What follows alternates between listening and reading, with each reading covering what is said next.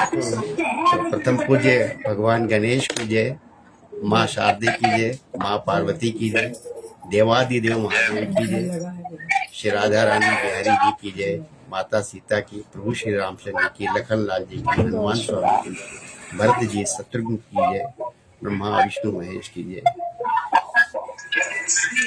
सब गुरुदेव की प्रणाम है, अपने अपने माता पिता को प्रणाम है, और सबके हृदय में विराजमान भगवान लक्ष्मी नारायण को प्रणाम है। ईश्वर की खूब कृपा चल रही है, खूब खूब कृपा चल रही है। और आज का जो शीर्षक है, आज की जो बातचीत है, आज जो हमारा फोकस है वो इस विषय पे है कि मंगल ही मंगल, मंगल ही मंगल। कहना सुनना तो समझ में आ रहा है, लेकिन उस पे अनुभूति होना, उसकी अनुभव करना और उसको स्वीकार करना। अगर आप सत्यनारायण जी की व्रत कथा का प्रारंभ जो उसमें उल्लेख है लें कि नारद ऋषि, नारद मुनि जो मृत्यु लोक में आए, तो उन्होंने जितने मानव हैं, मनुष्य हैं, उन सबको बहुत अपने अपने कर्मों के द्वारा बहुत से दुखों से पीड़ित देखा। और आज भी अगर वर्तमान समय में भी आप किसी से भी बातचीत करिए, किसी से पूछिए, तो वो अपने कष्टों की, अपने दुखों की एक लंबी सी लिस्ट बना करके सामने उसके आ जाएगी कि दुख ही दुख संसार में है, कष्ट ही कष्ट संसार में है।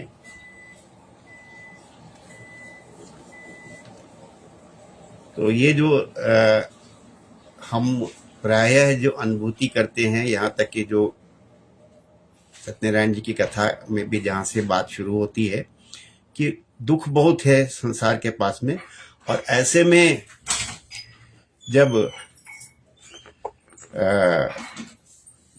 तुलसीदास जी का दोहा है, कहते हैं कि मंगल भवन अमंगल हारी, और आज की जो बातचीत हम कर रहे हैं कि मंगल ही मंगल, तो बात कुछ आपको अटपटी लग सकती है कि मंगल ही मंगल, और तुलसीदास जी के दोहे में, रामचरितमानस में है कि मंगल भवन अमंगल हारी।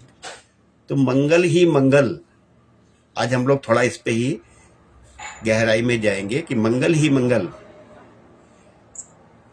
जब किसी चीज पे जोर देना होता है तो उस चीज को हम रिपीट करते हैं या और कई बार कहते हैं।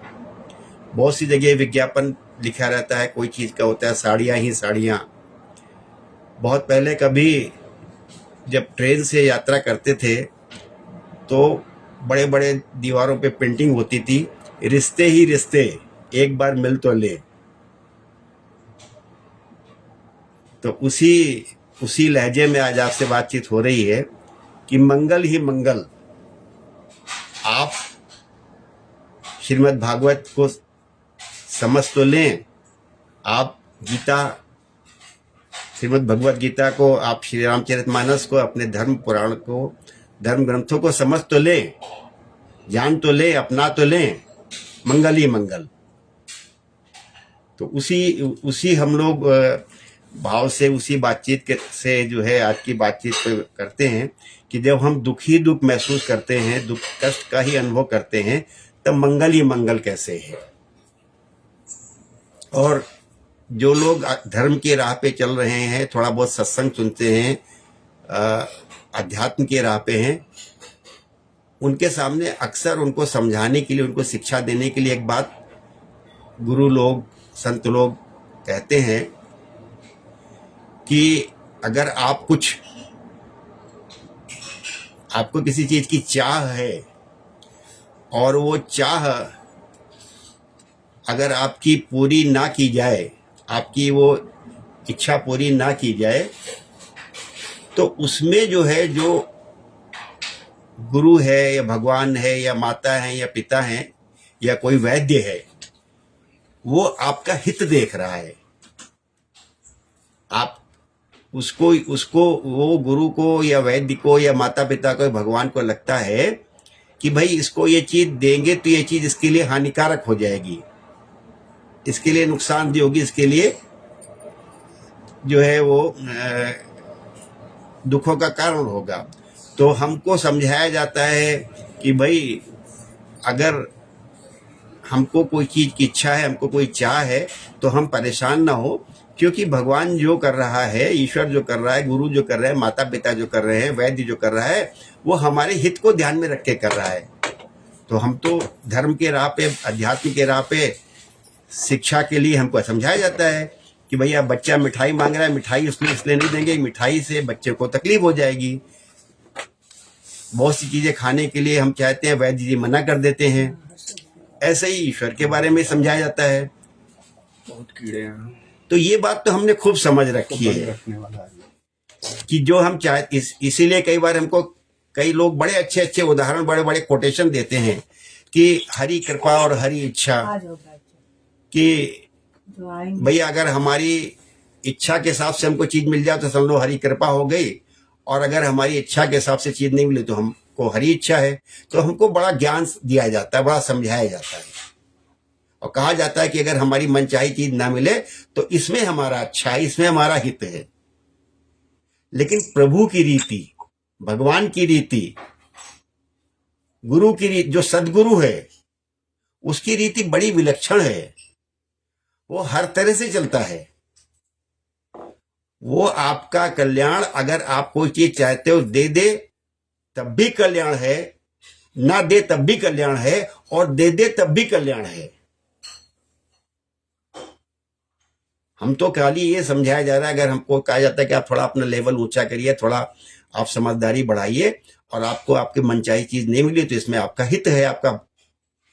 लेकिन इसका उल्टा भी उतना ही सत्य है कि कई बार सदगुरु, कई बार ईश्वर भगवान आपका और अधिक हित करने के लिए, और बड़ा हित करने के लिए, आपका वास्तविक हित करने के लिए, अगर कोई चीज आपके लिए दुनियावी दृष्टिकोण से, सांसारिक दृष्टिकोण से आपके लिए नुकसानदेह है, तब भी वो दे देता है। अब आप इस चीज को समझ रहे हैं, नहीं समझ रहे हैं, आप अपना गर्दन आप हिला रहे हैं, लेकिन आपने जो चीज मांगी और वो चीज आपके लिए दिखावे के रूप से, सामने के रूप से, भौतिक दृष्टिकोण से आपके लिए अहितकर है, और फिर भी वो चीज दे दी गई आपकी, तो आप इसको कैसा मानेंगे कि आपके साथ अच्छा किया गया, बुरा किया गया, आपका हित किया गया, अहित किया गया। तो ये आध्यात्म की दुनिया बड़ी बड़ी बड़ी जो है बड़ी क्लिष्ट है, इतनी आसान भी नहीं है आध्यात्म की दुनिया। तो जो बात आपसे करना चाह रहे हैं वो बात आपको स्पष्ट अगर हो रही है कि आप जो चाहो वो सामने से आपके लिए दुखदाई भी हो और फिर भी वो चीज आपके लिए हितकर है, वो कैसे? तो मतलब हम कैप्शन पे अपने आते हैं, अपने टाइटल पे आते हैं कि मंगल ही मंगल। आप जो चाह रहे हो वो दे दिया गया, तब तो मंगल सामने से है ही है, हरि कृपा है ही है। आप जो आप जो चाह रहे हो और जो चाह रहे हो नहीं दिया गया, उसमें भी मंगल है, हमको बताया गया है अध्यात्म भाषा में। तो दोनों स्थितियों में मंगल कैसे है कि सामने से कोई चीज आप चाह रहे हो वो आपके लिए हितकर नहीं है दुनिया की दृष्टिकोण से, लेकिन फिर भी वो आपको गुरु या भगवान दे रहा है, तो कैसे आपके लिए हितकर है? तो ये जो अध्याय आज का है वो इसी चीज का है कि हमने सुना था अभी तक कि जो वृत्रासुर थे, वृत्रासुर का पूर्व चरित्र का हम चर्चा कर रहे थे, और उसमें फिर चित्रकेतु महाराज की कथा आई कि चित्रकेतु महाराज की 1000 रानियां थी और उनके संतान नहीं थी। तो अंगिरा ऋषि के आशीर्वाद से, अंगिरा ऋषि की कृपा से उनको एक रानी को संतान हुई। और फिर हमने उसमें बहुत सारी शिक्षा अपने लिए ग्रहण की कि भैया अगर हम अकेले या कुछ थोड़े से लोग ही किसी सुविधा का भोग कर रहे हैं तो वो सुविधा, वो लाभ, वो गौरव हमको बहुत लंबे समय तक नहीं प्राप्त होगा, जब तक कि अधिकांश लोगों को, अधिकाधिक लोगों को वो गौरव, वो लाभ या वो सुख की अनुभूति ना हो। तो इस पर हम चर्चा बड़ी विस्तार से कर चुके हैं। लेकिन जब वो इकलौते पुत्र का, राजा के इकलौते पुत्र का, बाकी रानियों ने विष दे दिया, उसका मृत्यु हो गई, तो राजा रानी सब लोग बहुत शोकाकुल हो गए। अब उसकी कथा उसके आगे की है कि चित्रकेतु को अंगिरा और नारद जी का उपदेश, और यहीं पे हमारा आज की कथा का जो रहस्य है वो छिपा हुआ है कि श्री सुखदेव जी कहते हैं, परीक्षित राजा चित्रकेतु शोकग्रस्त होकर मुर्दे के समान अपने मृत पुत्र के पास ही पड़े हुए थे। जब महर्षि अंगिरा और देवऋषि नारद उन्हें सुंदर सुंदर उक्तियों से समझाने लगे, अब महर्षि अंगिरा और देवऋषि नारद उन्हें सुंदर सुंदर उक्तियों से समझाने लगे। उन्होंने कहा, राजेंद्र, जिसके लिए तुम इतना शोक कर रहे हो, वो बालक इस जन्म में और पहले के जन्मों में तुम्हारा कौन था? उसके तुम कौन थे? और अगले जन्मों में भी उसके साथ तुम्हारा क्या संबंध रहेगा? ये प्रकरण जो है अभी अगले अध्याय में भी आएगा, इसलिए इसकी अभी गहराई में यहां अभी नहीं जाते हैं, वरना इस पे भी हमारे लिए बहुत कुछ शिक्षा हमारे लिए है, बहुत कुछ संदेश हमारे लिए है।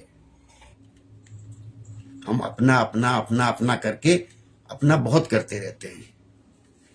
अपने पुत्र में इतना हमारा आसक्ति होती, इतनी आसक्ति होती, मेरा पुत्र मेरा पुत्र मेरा पुत्र, मेरे हिसाब से चले, मेरे हिसाब से चले, मेरे हिसाब से चले, जो कुछ हो मेरी इच्छा से हो। कि वो बालक इस जन्म में, इस जन्म और पहले के जन्मों में तुम्हारा कौन था? उसके तुम कौन थे? और अगले जन्म में भी उसके साथ तुम्हारा क्या संबंध होगा? सारा सत्संग, सारा भजन सुनते हैं लोग, दुनिया भर के कीर्तन करते रहते हैं, एक सेंटेंस, एक पैराग्राफ याद हो जाए तो जीवन बदल जाए। सब लोग अपने अपने घर परिवार की सुरक्षा के लिए, हित के लिए, और न जाने क्या क्या, सबके लिए क्या क्या जुगाड़ कर रहे हैं, क्या क्या व्यवस्था कर रहे हैं, क्या क्या बटोर रहे हैं, क्या क्या बना रहे हैं, क्या क्या प्लानिंग कर रहे हैं। लेकिन इसके बारे में अभी और बढ़िया सी चर्चा आएगी, तो इसलिए अभी और गहराई में नहीं जाते हैं। बाकी वो स्वयं समझा रहे हैं कथा में कि जैसे जल के वेग से बालू के कण एक दूसरे से जुड़ते और बिछुड़ते रहते हैं, वैसे ही समय के प्रवाह में प्राणियों का भी मिलन और विछोह होता रहता है। हम अपना समझते हैं सबको। राजन, जैसे कुछ बीजों से, अब पेड़ पौधों से, वनस्पतियों से अपना आपको समझा रहे हैं, राजन, जैसे कुछ बीजों से दूसरे बीज उत्पन्न होते और नष्ट हो जाते हैं, वैसे ही भगवान की माया से प्रेरित होकर प्राणियों से अन्य प्राणी उत्पन्न होते और नष्ट हो जाते हैं। राजन, हम, तुम और हम लोगों के साथ इस जगत के जितने भी चराचर प्राणी वर्तमान हैं, वे सब अपने जन्म के पहले नहीं थे और मृत्यु के पश्चात नहीं रहेंगे। इससे सिद्ध है कि इस समय भी उनका अस्तित्व नहीं है, क्योंकि सत्य वस्तु तो सब समय एक सी रहती है। भगवान ही समस्त प्राणियों के स्वामी हैं, अधिपति हैं। उनमें जन्म मृत्यु आदि विकार बिल्कुल नहीं है। उन्हें न किसी की इच्छा है और न अपेक्षा। वे अपने आप परतंत्र प्राणियों की सृष्टि कर लेते हैं और उनके द्वारा अन्य प्राणियों की रचना, पालन तथा संहार करते हैं। ठीक वैसे ही जैसे बच्चे घर घरौंदे, खेल खिलौने बना बनाकर बिगाड़ते रहते हैं। राजन, जैसे एक बीज से दूसरा बीज उत्पन्न होता है, वैसे ही पिता की देह द्वारा माता की देह से पुत्र की देह उत्पन्न होती है। पिता, माता और पुत्र जीव के रूप में देही हैं। देह और देही, जब हम लोग अध्यात्म की भाषा सुन रहे हैं तो हमको समझ में आना चाहिए कि देह माने शरीर और देही माने उसके अंदर रहने वाली चैतन्य शक्ति, उसकी उसका उसका प्राण, उसकी आत्मा। तो देही का मतलब आत्मा से है कि पिता, माता और पुत्र जीव के रूप में देही हैं तथा बाह्य दृष्टि से केवल शरीर। देह और देही का दोनों शब्दों का अर्थ हमें समझ में आना चाहिए। देह माने शरीर और देही माने शरीर के अंदर रहने वाली चैतन्य शक्ति, आत्मा। उनमें देही देही जो है, जैसे जीव घट आदि कार्यों में पृथ्वी के समान है।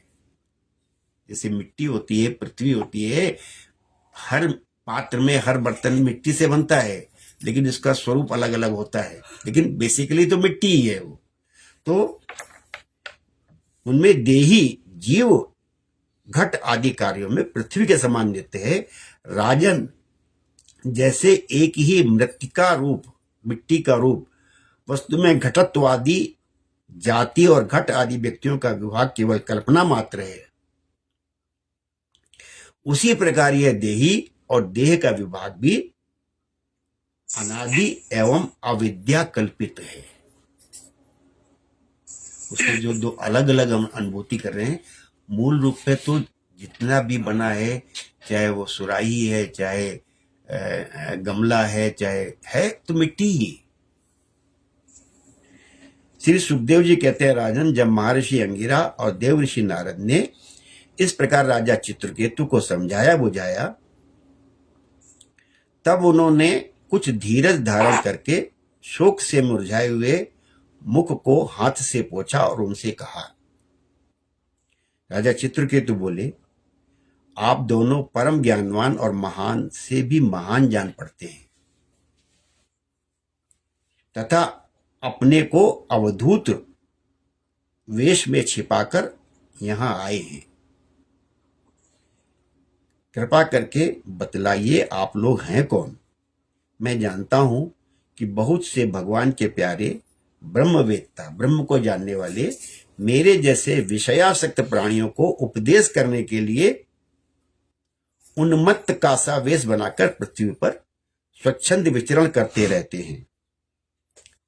फिर बहुत से नाम ले रहे हैं वो, कि सनत कुमार, नारद, ऋभु, अंगिरा, देवल, असित, अपांतरतम, व्यास, मार्कंडेय, गौतम, वशिष्ठ, भगवान परशुराम, कपिलदेव, सुखदेव, दुर्वासा, याज्ञवल्क्य, जातुकर्ण्य, आरुणि, रोमश, च्यवन, दत्तात्रेय, असुरी, पतंजलि, वेदशिरा, बोध्यमुनि, पंचशिरा, हिरण्यनाभ, कौशल्य, ऋतुदेव और ऋतध्वज, ये सब तथा दूसरे सिद्धेश्वर ऋषि मुनि ज्ञान दान करने के लिए पृथ्वी पर विचरते रहते हैं। स्वामियों, मैं विषय भोगों में फंसा हुआ मूढ़ बुद्धि ग्राम्य पशु हूं और अज्ञान के घोर अंधकार में डूब रहा हूं। आप लोग मुझे ज्ञान की ज्योति से प्रकाश के केंद्र में लाइए। तो महर्षि अंगिरा ने कहा, ये सब चीजें, ये जो पैराग्राफ है, ये हमारी आज की बातचीत का निचोड़, यहाँ पे मुख्य अंश यहाँ पे आ रहा है।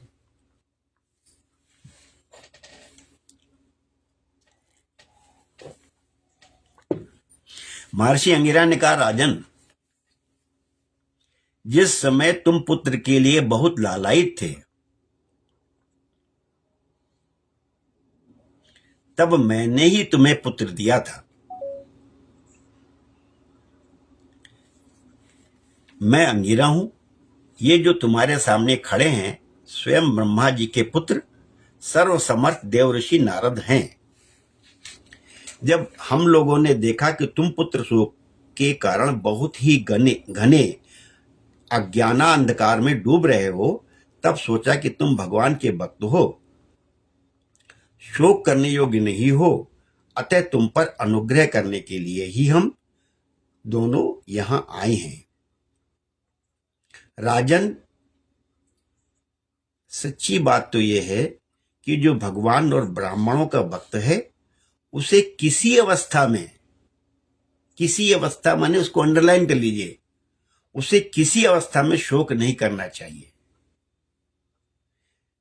ये सबसे जो इंपॉर्टेंट पॉइंट में आज की जो जिस पे ज्यादा जोर है वो ये क्या है, जिस समय पहले पहल मैं तुम्हारे घर आया था उसी समय मैं तुम्हें परम ज्ञान का उपदेश देता। सबसे जो इंपॉर्टेंट बात है वो वो ये कह रहे हैं, आप जब परेशान हो, आप किसी चीज की कामना कर रहे हो, किसी चीज के लिए तड़प रहे हो, उस समय आपको समझाता कि भाई ये तो क्यों तड़प रहे हो, क्यों परेशान हो रहे हो, ये सब दुख के कारण है। उसी समय समझाता आपको मैं, लेकिन तब आप उस बात को ग्रहण नहीं करते। तो वही कह रहे हैं कि उसी समय मैं तुम्हें परम ज्ञान को उपदेश देता, परंतु मैंने देखा कि अभी तो तुम्हें तुम्हारे हृदय में पुत्र की उत्कट लालसा है, इसलिए उस समय तुम्हें ज्ञान न देकर मैंने पुत्र ही दिया। अब तुम स्वयं अनुभव कर रहे हो कि पुत्रवानों को कितना दुख होता है। यही बात स्त्री, घर, धन, विविध प्रकार के ऐश्वर्य, संपत्तियां, शब्द, रूप, रस आदि विषय, राज्य वैभव, जितने तरह का ऐश्वर्य है, राज्य वैभव, पृथ्वी, राज्य, सेना, खजाना, सेवक, अमात्य, सगे संबंधी, इष्ट मित्र सबके लिए है।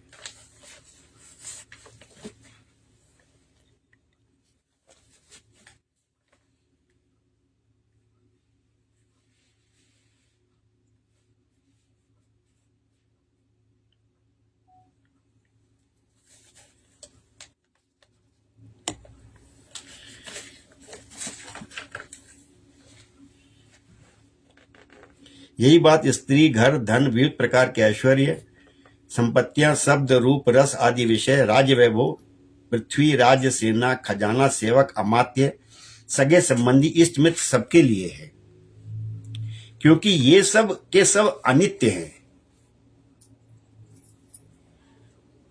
सूरसेन, अतएव ये सभी शोक, मोह, भय और दुख के कारण हैं।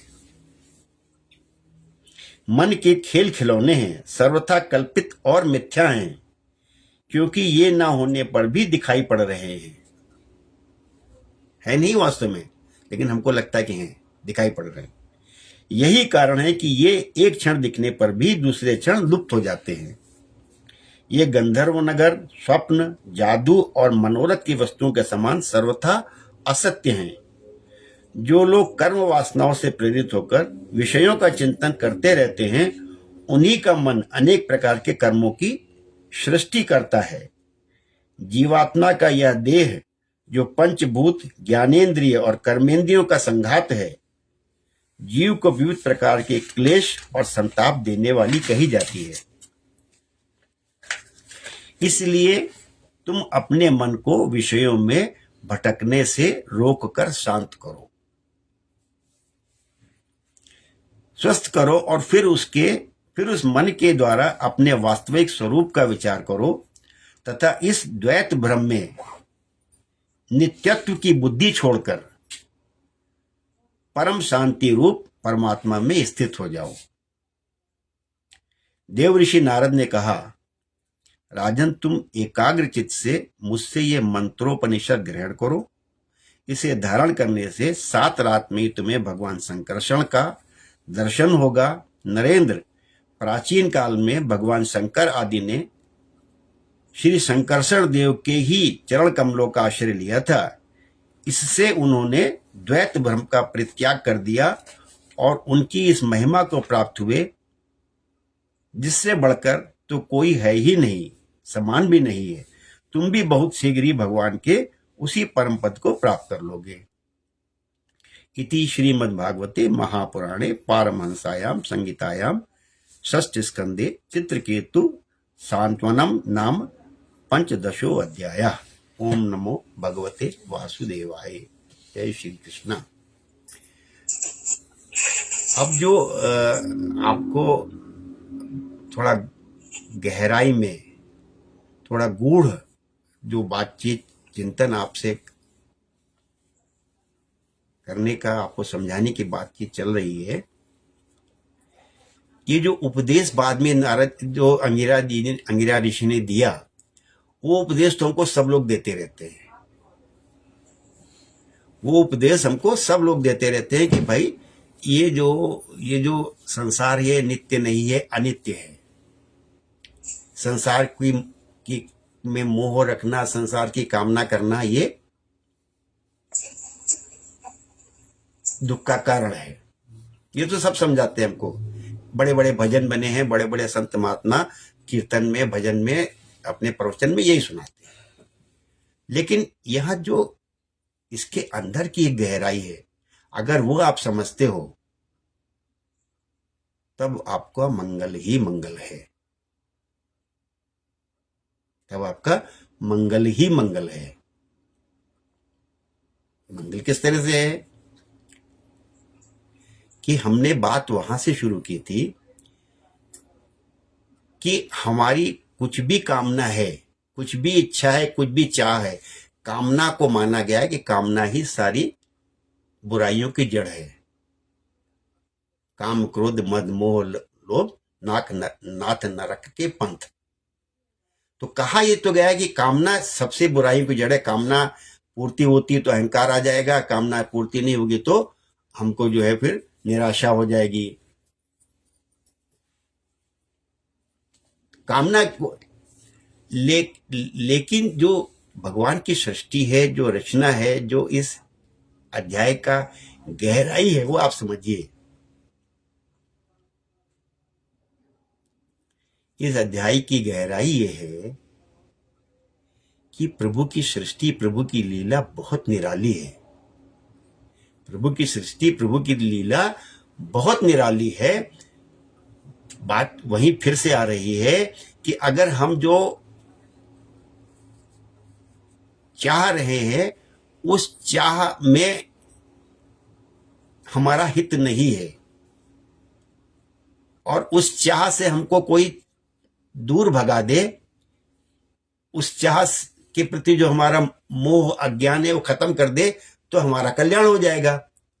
लेकिन उस बिंदु तक लाने के लिए कि वास्तवों में आपको एहसास हो जाए, ज्ञान हो जाए कि ये दुख के कारण है,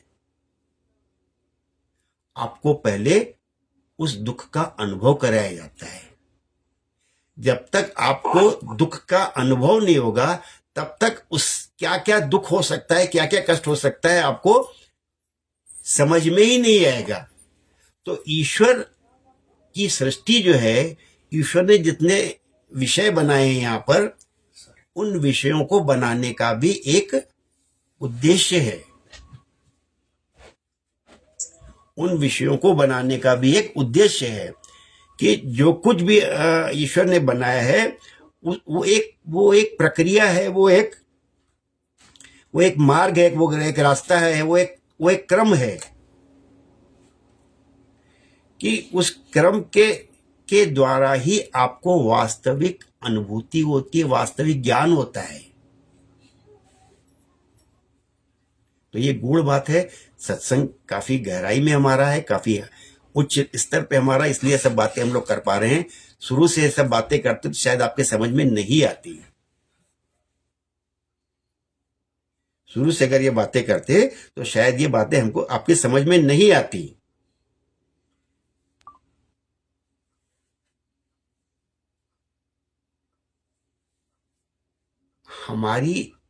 हमको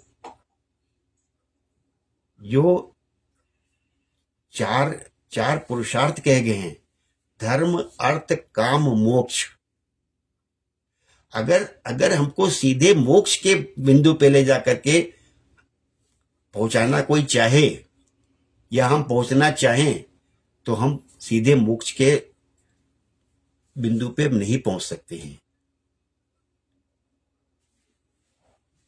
सीधे मोक्ष के बिंदु पे हम नहीं पहुंच सकते हैं। जब तक हमारी कोई कामना है, जब तक हमारी कोई भूख है, तब तक हमको मोक्ष की प्राप्ति, तब तक हमको ईश्वर की प्राप्ति, तब तक हमको मुक्ति नहीं मिल सकती है।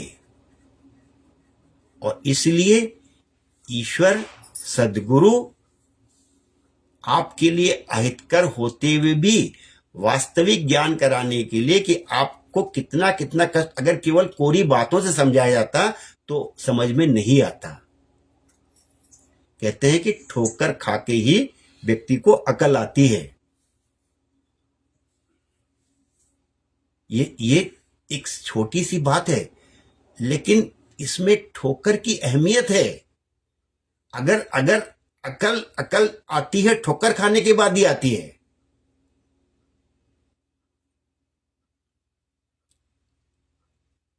तो वो ईश्वर चाहता तो आपको बचा लेता ठोकर खाने से, वो गुरु चाहता तो बचा लेता ठोकर खाने से आपको, लेकिन वो गुरु, वो ईश्वर, वो शिक्षक तो आपको एक बार पानी में धक्का दे देता है कि हाथ पैर मारोगे तब तैरना सीखोगे आप सोचो क्यों पानी में डाल दिया हमें, क्यों पानी में धक्का दे दिया? वो सिखा रहा है आपको कि तैरना कैसे है आपको। तो ये जो भूख हमारी है, क्या क्या कहा गया है कि भूखे भजन न होए गोपाला, भूखे भजन न होए गोपाला। अगर आपके अंदर कोई भूख है और हम आपको समझाना चाहें, आपको ज्ञान देना चाहें कि यह सब माया मोह है, माया मोह है, माया मोह है, तो आपकी जल्दी समझ में नहीं आएगा। तो इसीलिए उन अंगिरा ऋषि ने उनको उस समय ज्ञान नहीं दिया, उनको पुत्र दिया, और पुत्र होने के बाद क्या क्या उनको शोक हुआ, क्या कष्ट हुआ, तब उनको वास्तविक समझ में आया। अगर हमारी भूख है, आप उस उदाहरण को याद करिए कि ध्रुव जी महाराज के मन में भूख थी, ध्रुव जी महाराज के मन में भूख थी।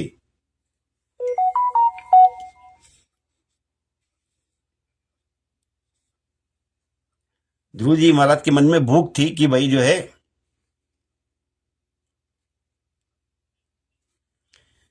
कि हमको पिता की गोद से बड़ा बड़ा हमको सिंहासन मिल जाए।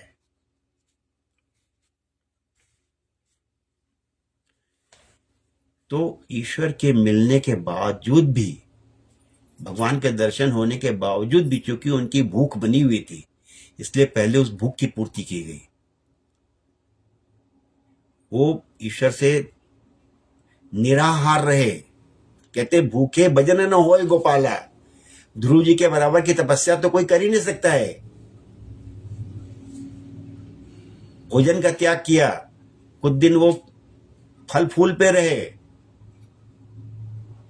उसके बाद उन्होंने फल फूल भी त्याग कर दिया, केवल हवा के सेवन पे जीवित रहे, जल पे जीवित रहे, जल के बाद केवल हवा पे सेवन। तो इतना व्रत करने के बाद भी, इतना उपवास करने के बावजूद भी भूखे भजन न होए गोपाला। उनकी भूख थी, तो ईश्वर के दर्शन करने के बावजूद भी वो भूख के कारण पहले वो भूख पूर्ति के लिए आए, पहले वो तृप्ति के लिए आए। हम लोग क्या करते हैं? सुनना नहीं चाहते, समझना नहीं चाहते हैं। हम लोग अपने को बलात्, हठपूर्वक चीजों से दूर करते हैं, और बाद में क्या कहते हैं? अतृप्त आत्माएं हैं। वो पुरखों की अतृप्त आत्माएं हैं, उनकी बहुत सी इच्छा की पूर्ति नहीं हुई थी।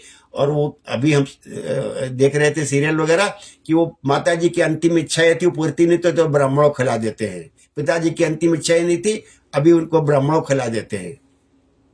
अतृप्ति जो है, आपकी भूख जो है, जब तक भूख नहीं मिटेगी तब तक आपको वास्तविक शांति, वास्तविक मुक्ति, वास्तविक कल्याण नहीं मिलेगा। तो अर्थ, धर्म, काम और मोक्ष आपको धर्म पूर्वक अर्थ अर्जित करके कामनाओं की पूर्ति होगी, तभी मोक्ष प्राप्ति होगी। इस क्रम से चलोगे तभी आपकी प्राप्ति होगी, वरना आपको प्राप्ति नहीं होगी। बड़ा अच्छा सा एक कथा है, उस कथा को भी आप सुनिए। भूखे भजन न होए गोपाला, भगवान बुद्ध का एक कथा है, शायद आपको समझ में आ जाए। पूरी बातचीत हो रही है, और ये भूख केवल खाने की भूख नहीं है, हमारी कामनाओं की भूख है। ये तो उदाहरण में केवल बताया गया आपको समझाने के लिए कि भूखे भजन न हो पाला, कि भगवान बुद्ध का एक शिष्य रास्ते पर पड़े एक भिखारी को हिला रहा था। वो भिखारी बेहोश था और आसपास कई लोग इकट्ठा हो गए। जब उसे थोड़ा होश आया तो बुद्ध के शिष्य ने उससे कहा, बड़े शिक्षाप्रद कथा है।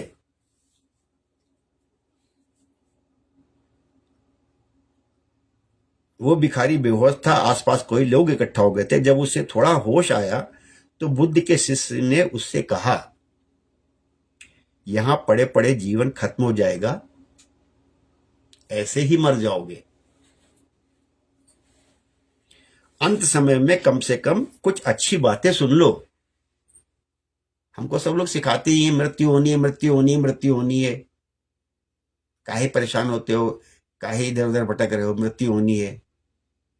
चलो जंगल में चले जाओ, कमरे का दरवाजा बंद करके बैठ जाओ, ज्ञान की बातें सुन लो, भजन सुन लो, राम का नाम सुन लो। कहते हैं अंत समय में कम से कम कुछ अच्छी बातें सुन लो, उपदेश प्राप्त कर लो। चलो मेरे साथ, मैं तुम्हें भगवान बुद्ध के पास ले चलता हूं। जब तुम उन्हें सुनोगे तो तुम्हारा दर्द दूर हो जाएगा। भगवान बुद्ध से बड़ी कोई चीज ही नहीं है। वो भिखारी इतना लाचार था कि करवट भी नहीं ले पा रहा था। वो शिष्य उसे उठा भी नहीं पा रहा था। शिष्य बोला, तुम यहीं ठहरो, मैं भगवान के पास जाता हूं, उन्हें सूचना देता हूं, वे कुछ ना कुछ जरूर करेंगे। शिष्य बुद्ध के पास पहुंचा और बुद्ध को उस भिखारी की स्थिति बताई और कहा, मैंने ये प्रयास किया कि मैं उसे आपके पास ले आऊं। अंत समय में वो भी आपके उपदेश सुन ले, लेकिन वो लाचार है, यहां आ नहीं सकता। आप ही बताइए अब क्या किया जाए। बुद्ध ने कहा, करना क्या है, चलो हम ही उसके पास चलते हैं। बुद्ध वहां गए, आसपास कई लोग इकट्ठा हो गए थे। सभी ने सोचा कि बुद्ध उपदेश देंगे तो हम भी सुन लेंगे।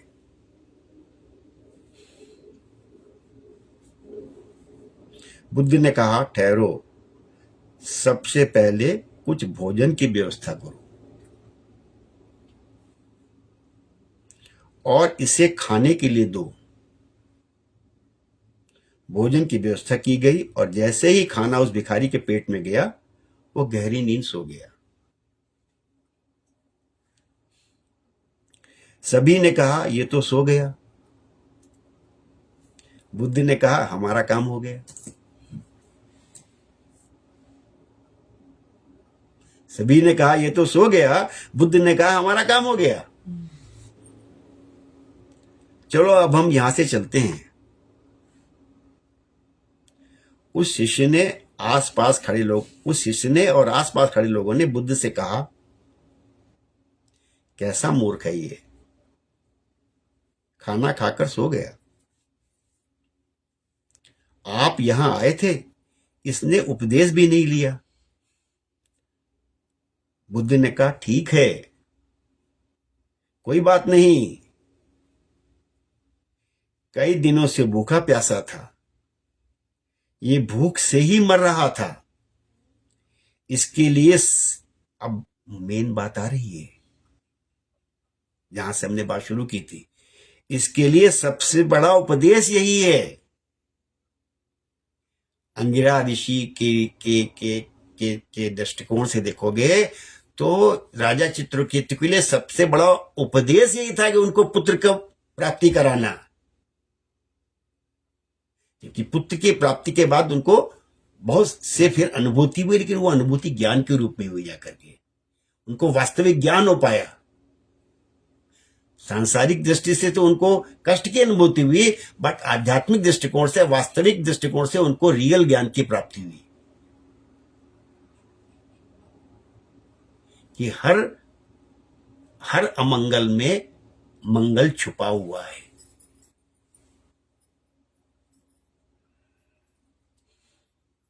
लेकिन मंगल तक पहुंचने के लिए, वो आ हटाने के लिए आपको अमंगल से ही आगे पहुंचोगे जाकर के। तो हर अमंगल आपकी अच्छाई के लिए, हमारी अच्छाई के लिए है। तो कहते हैं कोई बात नहीं, ये कई दिनों से भूखा प्यासा था, ये भूख से ही मर रहा था, इसके लिए सबसे बड़ा उपदेश यही है कि सबसे पहले पेट भरा जाए। पिताजी को पसंद था, माताजी को पसंद था, और उसके बाद जो है वो पितृ विसर्जन चल रहे, उनको वो चीजें उनको ब्राह्मणों को खिला दो। जीवित रहते पिताजी की माताजी को तो नहीं खिलाया गया, बाद में खिलाया जा रहा है।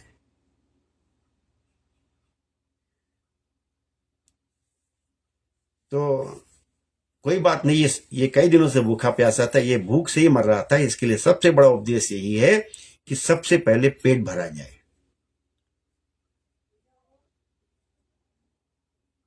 आपकी अतृप्त इच्छाएं जो हैं, आप कितने भी बड़े जंगल में चले जाओ, कितने कोठरी में बंद हो जाओ, कितना बड़ा संन्यास धारण कर लो, इतने बड़े बड़े नाम आज के टाइम में आ रहे हैं जिन्होंने संतत्व को इतना कलंकित कर दिया कि पूछो नहीं। आज के वर्तमान समय में ऐसे बहुत से लोग जीवित हैं जिन्होंने संतत्व को, साधु के गरिमा को कलंकित कर दिया, क्योंकि उनके अंदर की वासनाएं पूरी नहीं हुई थी। उनको कोई भी ऐश्वर्य मिल गया, कोई भी लड़का मिल गया, कोई भी लड़की मिल गई, उनका संतत्व सारा समाप्त हो गया। और विश्वामित्र, आज की बात क्यों करो, विश्वामित्र जी का भी मेनका पे तपस्या भंग हुई थी उनकी।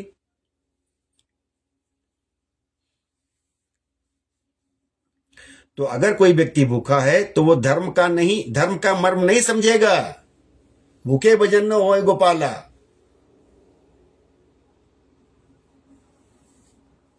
अगर आपके मन में कोई विकार बैठा हुआ है, जो 6 विकार बताए थे आपको, आपके मन में काम, क्रोध, मद, मोह, लोभ, मात्सर्य कुछ भी बैठा हुआ है, आप लाख भजन कर लो, लाख कीर्तन कर लो, ईश्वर के दर्शन भी हो जाएं ध्रुव जी महाराज की तरह से। तो अगर कोई व्यक्ति भूखा है तो वो धर्म का मर्म नहीं समझेगा। तुम लोग यही भूल कर रहे हो। सबसे पहले व्यक्ति की जो आवश्यकताएं हैं उन्हें पूरा करना चाहिए। तो पहले धर्म, अर्थ, काम, फिर मोक्ष।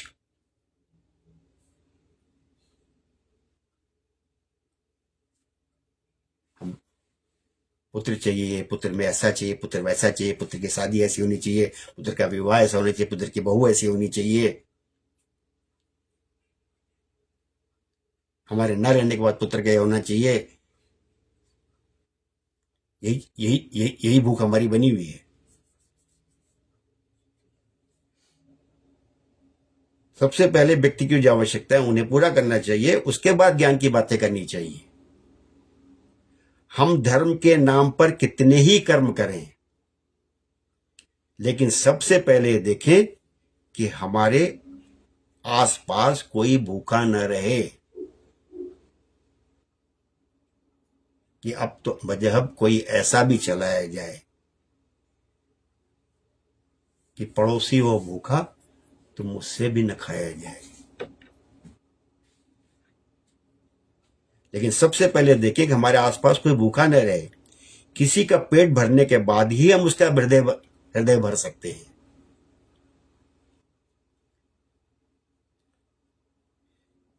तो यहां ये बात तो थोड़ी सी हल्की हल्के रूप में, सरल रूप में बताई गई कि भूख क्या है, आवश्यकता क्या है, अर्थ धर्म काम मोक्ष की प्राप्ति में क्रम क्या है। लेकिन इससे भी गहरी बात जो है कि ये जो संसार है, जो सृष्टि है, जो रचना है, जो लीला है, इस लीला में जो नारद जी को सारे संसार में लोग दुखी दिखे थे, ये दुख भी आपके कल्याण के लिए हैं। ये दुख भी आपके कल्याण के लिए हैं। इस दुखों को भोगने के बाद ही आपको वास्तविक ज्ञान होता है, वास्तविक एहसास होता है, और तब आप जो है उस ईश्वर की प्राप्ति कर पाते हो।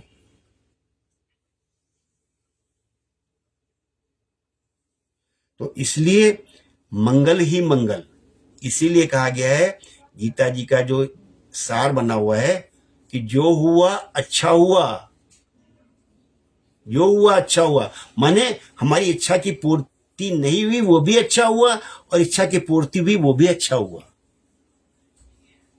मंगल ही मंगल, मंगल भवन मंगलहारी। उसकी लीला को समझ पाना, उसको समझ पाना ईश्वर की कृपा से सोई जाने वो जो देव जनाई।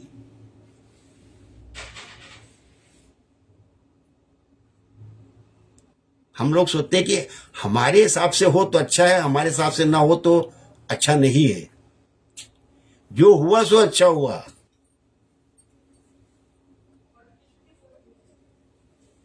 आपको 3 कहानियां सुनाई थी आपको आपको कि एक नाथ जी और संत तुकानाथ जी और नरसिंह मेहता की, कि एक की स्त्री कर्कशा थी, एक की स्त्री बहुत अच्छे स्वभाव की थी, एक की स्त्री नहीं थी, और तीनों तीनों खुश थे। कि जो इसकी स्त्री कर्कशा थी वो खुश था कि इस ऐसे में भक्ति का महत्व है, कि ऐसे माहौल में जब हमारी स्त्री हमको बुरा भला कहती है तब भक्ति कर पा रहे। ईश्वर की बड़ी कृपा है भाई, वाह प्रभु कितने अच्छे हो कि मैं भक्ति को मेरी महान बना दिया आपने। दूसरा इसलिए खुश था कि नहीं, मेरी पत्नी बहुत सहयोग करती है। और तीसरा इसलिए खुश था कि भाई मेरे पास तो अब कुछ पूरा समय ही समय है। जो हुआ सो अच्छा हुआ। इसीलिए गीता, बेटा थोड़ा अभी बात करते हैं रुक करके,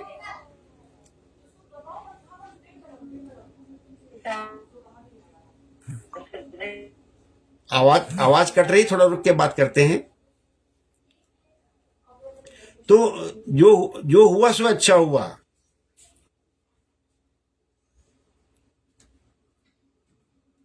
तो ये पॉइंट, ये बातें घूम फिर के हर सत्संग में निचोड़ वही निकलेगा कि ईश्वर जो करता है, इसीलिए अच्छे भजन ने कि ईश्वर जो करता है अच्छा ही करता है, मानव तू परिवर्तन से काहे को डरता है।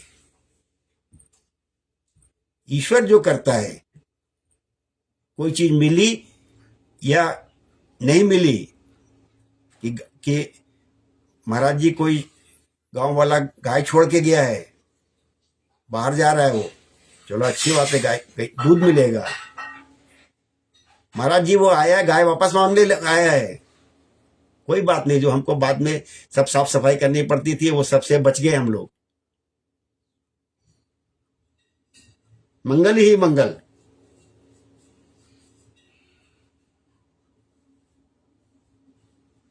तो इसमें इसीलिए हमने बताया कि निराहार व्रत आप रहते हो, ध्रुव जी की तरह निराहार व्रत तो आप रह नहीं सकते हो, रहने को तो आप बड़े बड़े व्रत रखते हो, लेकिन ध्रुव जी के व्रत में भी चूंकि उनकी कामना, उनकी भूख बनी हुई थी, इसलिए वो प्राप्ति, वो सफलता नहीं मिल पाई। तो आज की कथा का, आज का सार यही है कि ईश्वर जो करता है अच्छा करता है, और अगर हमको हमारी जो हमारे लिए जो इच्छा है वो नहीं देता है आध्यात्म के दृष्टिकोण से, तो भाई ऐसा गुरु महान है, ऐसा ईश्वर महान है कि हमको बचा लिया। लेकिन अगर दे दिया हमको और उसके बाद हमको कष्ट की अनुभूति हुई, उसमें भी हमारा हित छुपा हुआ है। तो हमारा हमारा समझ का दायरा, हमारी सोच, हमारा ज्ञान इस लेवल तक आता है, तब हम मंगल ही मंगल स्थिति में रहते हैं। तो जैसे रिश्ते ही रिश्ते, एक बार मिल तो लो, वैसे ही आज की बात है कि कल्याण ही कल्याण, मंगल ही मंगल। भागवत जी की बात, गीता जी की बात, भगवान कृष्ण की बात, भगवान राम की बात समझ तो लो। तो जय श्री कृष्णा, जय श्री कृष्णा, जय श्री कृष्णा। चलिए, आज की बातचीत हम लोगों ने अभी यहाँ पर करते हैं, रोकते हैं, और आप सबकी बातचीत, आप सबकी विचार, आप सबकी बिंदु का स्वागत करेंगे। आप लोग अपनी बात रखेंगे तो अच्छा लगेगा। विपुल भैया, करिए शुरुआत आज अपनी बात से।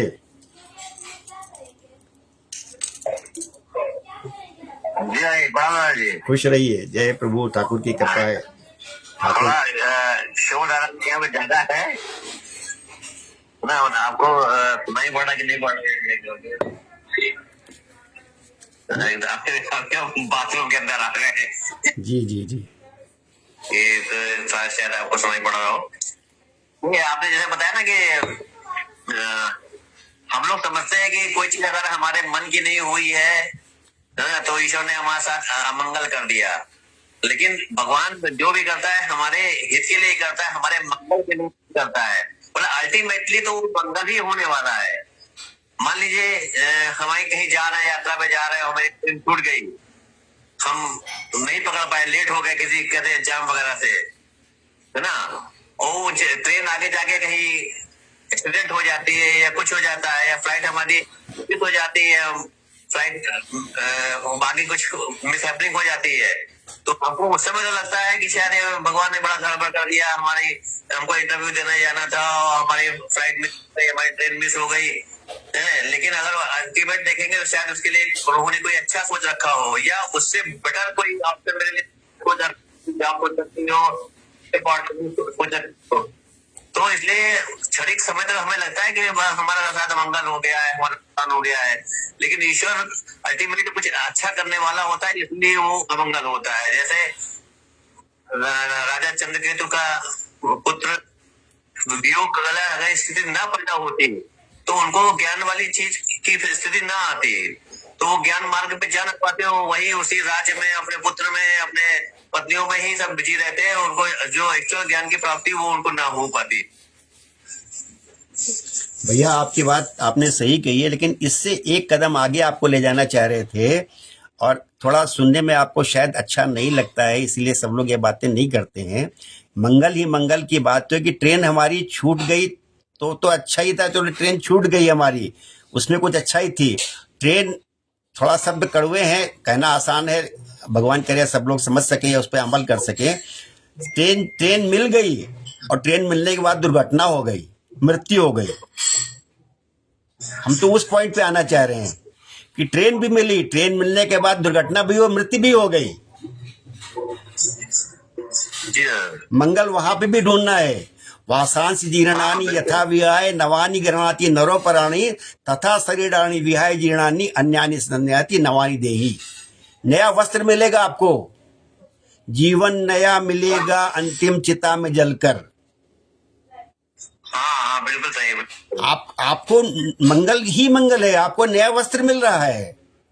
हाँ बिल्कुल सही, बिल्कुल सही। आपको अभी जिस पॉइंट तक पहुंचे उसके पॉइंट के आगे वाला पॉइंट पकड़ना है आपको। समझ गया कि बात बिल्कुल सही बात है। अमंगल मान लो कुछ मिसिंग में होती है और तो नया जीव धारण करेंगे जी, तो वहां पे ईश्वर ने अपने लिए कुछ और अच्छा सोच के रखा होगा जी। तो हमको तो हमेशा नवीन वस्त्र ही देख, हमारा मंगल ही करता है प्रभु ठाकुर हमारा। ये कहना थोड़ा सा कठिन है, लेकिन अगर ईश्वर की कृपा हो जाए तो हमको फिर कहीं अमंगल नजर आएगा ही नहीं। जी बिल्कुल नहीं। आपको हमको उस पॉइंट तक पहुंचना है कि ये तो हमको अक्सर समझाया जाता है कि ट्रेन छूट, यहीं से बात हमने शुरू की गई थी कि हमको अक्सर ये समझाया जाता है कि ट्रेन छूट गई, उसमें कुछ अच्छाई थी हमारी। हमको ये कहा जाता है कि हमको कोई चीज चाहिए थी और नहीं दी गई, माने हमारे हित में नहीं थी। इससे आगे की बात है कि हमको कोई चीज चाहिए थी, वो हमारे हित में नहीं थी, तब भी दी गई, उसमें भी हमारा हित छिपा हुआ है। जी दादा। तब वास्तविक विरक्ति हमको होगी, तब वास्तविक वैराग्य हमके अंदर, हमारे अंदर आएगा। और केवल कोरी बातों से आपको वैराग्य की शिक्षा दी जाती, उसके कष्टों की अनुभूति नहीं होती, तो आपके अंदर वो विरक्ति, वो वैराग्य आता ही नहीं। सही बात है। तो अभी तो आज हमारा ज्ञान का स्तर, आज हमारी चर्चा का स्तर वहां तक ले जाना है कि सिर्फ मंगल ही मंगल है, अमंगल कुछ है ही नहीं है। जी अनिल भैया रखिए कुछ बात अपनी।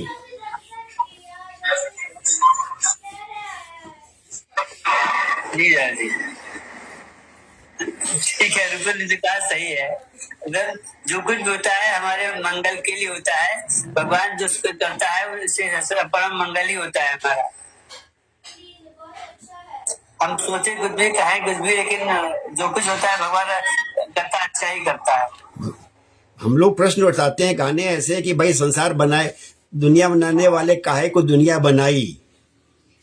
अरे ये दुनिया में जो कष्ट है, कष्ट के माध्यम से तो आपको ज्ञान पहुंचा रहा है, आपको प्राप्ति हो रही है।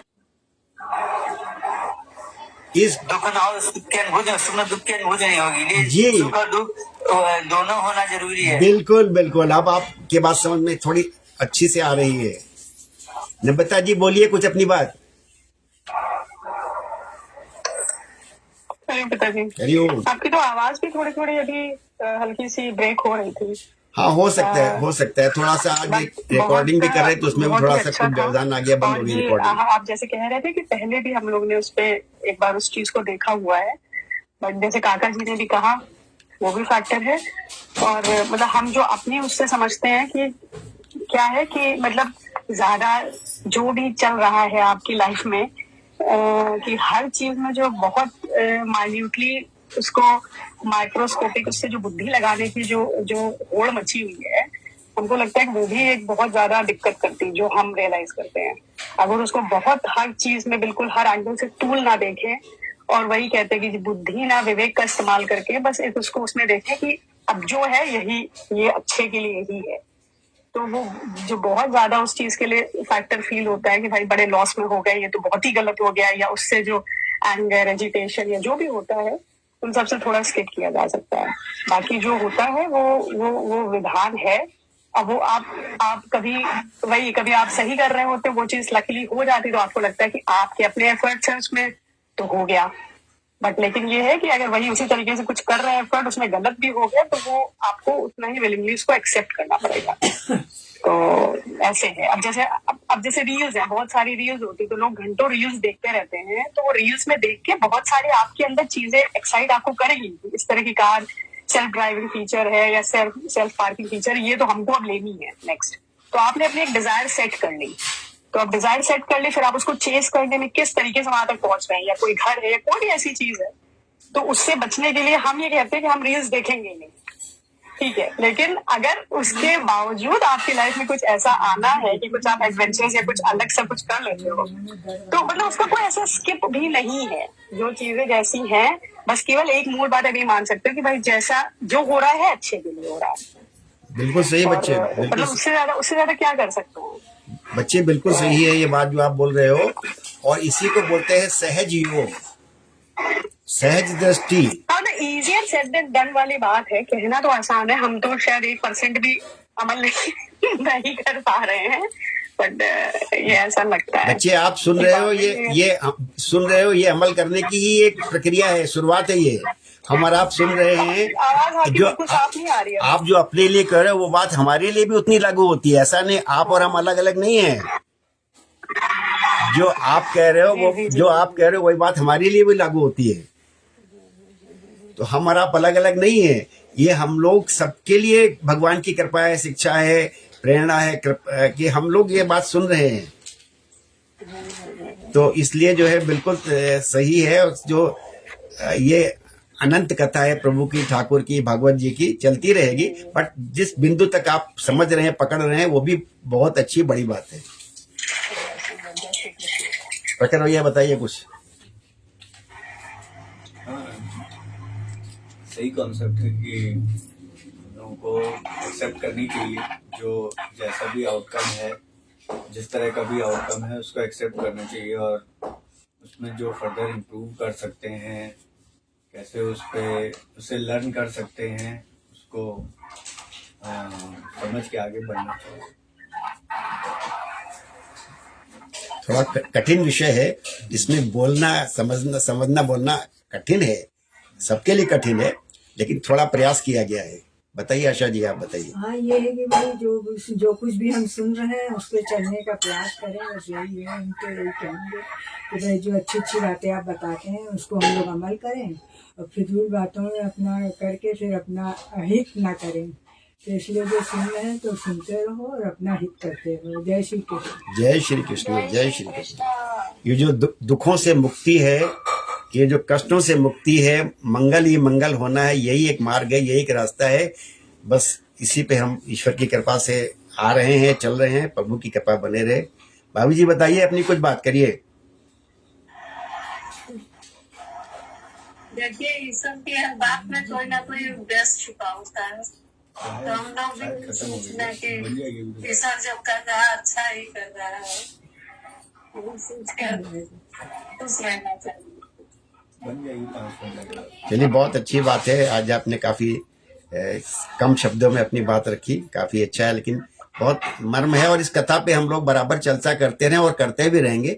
बट जो बिंदु निकल रहे हैं, उन बिंदुओं को थोड़ा हम अगर समझ सकें, आत्मसात कर सकें, तो बहुत ईश्वर की कृपा है। और दुखों से, कष्टों से हमारा फिर कोई सरोकार नहीं रह जाएगा। फिर तो हमें कहीं अमंगल नजर आएगा ही नहीं। जो हुआ सो अच्छा हुआ। सर जी, आप समाप्त कीजिए।